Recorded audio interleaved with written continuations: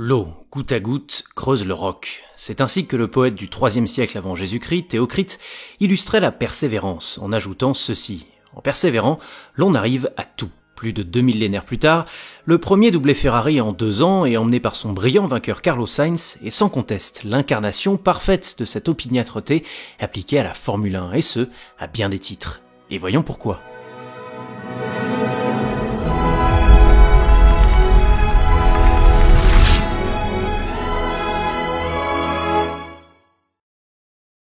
Qu'il est tentant de n'avoir Dieu que pour la performance en fanfare du pilote numéro 55 en Australie. Mais si la F1 est bel et bien un sport à finalité individuelle, elle n'en demeure pas moins une discipline collective à sa base. Aussi, n'oublions jamais que la 3e victoire en carrière de Carlos Sainz, flanqué de la P2 de son coéquipier Charles Leclerc, est avant tout le fruit de la persévérance du cheval cabré sous l'égide de son team principal Fred Vasseur, et ce, sur 2 fronts. Le rythme en course d'une part, et l'exécution stratégique d'autre part. Côté cadence, Melbourne ne fait que confirmer les constats observés depuis les essais hivernaux de Bahreïn.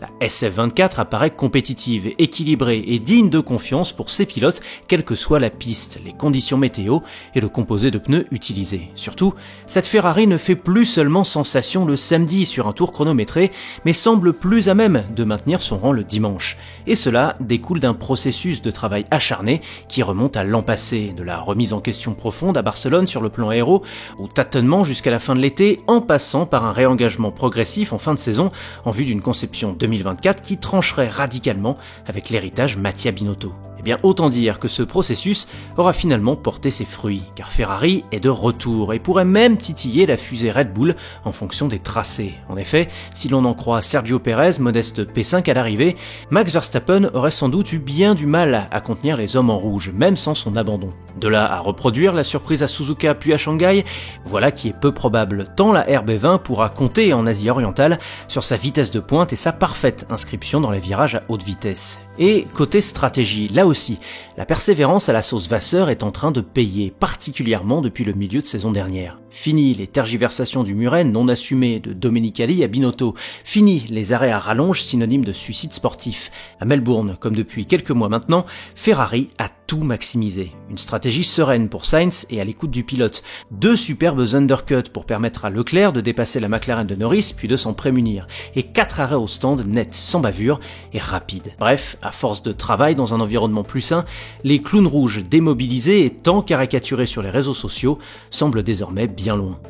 Contrairement à ceux de ses pères spirituels Homère, Échille ou Aristophane, les poèmes de Théocrite troquent les champs de bataille grandioses et la figure du héros traditionnel contre la mise en avant du paysan laborieux dont il ne cesse de louer la ténacité, donnant ainsi la parole aux oubliés et aux humbles. Oublié pour le moment des petits papiers du paddock, souvent boudé par l'attention médiatique, mais si humble dans sa réaction face à l'adversité, Carlos Sainz est effectivement la preuve vivante qu'en persévérant, l'on arrive à tout. Performant en essai, étincelant en qualif, tranchant et magnifique gestionnaire en course malgré la convalescence, le héros de Théocrite aura en effet réalisé un véritable bras d'honneur envers l'appendicite qu'il avait laissé sur le billard 15 jours auparavant, et surtout envers une Scuderia qui préféra le remplacer dès l'an prochain par un septuple champion du monde prestigieux. Mais ce bras d'honneur n'est que symbolique, puisque pour le professionnel absolu qu'est Carlos, il n'existe pas de tel signe de réprobation. Seulement une déception convertie en rage de vaincre et en un désir sincère de ponctuer son aventure chez les Rouges de la meilleure des manières. Ainsi,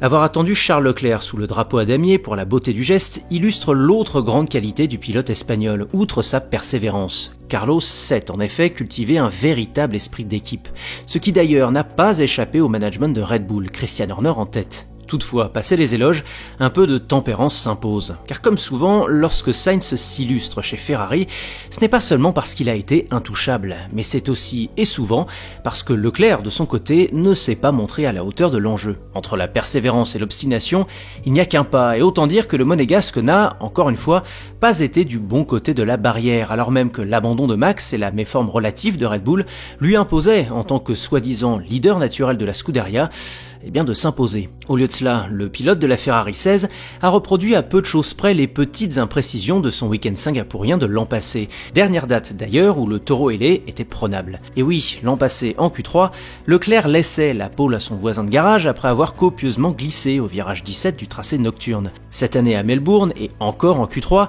le Monégasque a perdu le train arrière de sa SF24 au virage 12 par du surpilotage, le reléguant P4 après la pénalité de Pérez. Et dans les deux cas, la suite fut assez similaire. Leclerc aura souffert dans l'air sale de ses adversaires, aura subi davantage de dégradation voire du graining au contraire d'un Sainz confortablement en tête, et aura été condamné à une course de rattrapage, brillante au demeurant à Melbourne. Alors a priori, rien de catastrophique dans les faits.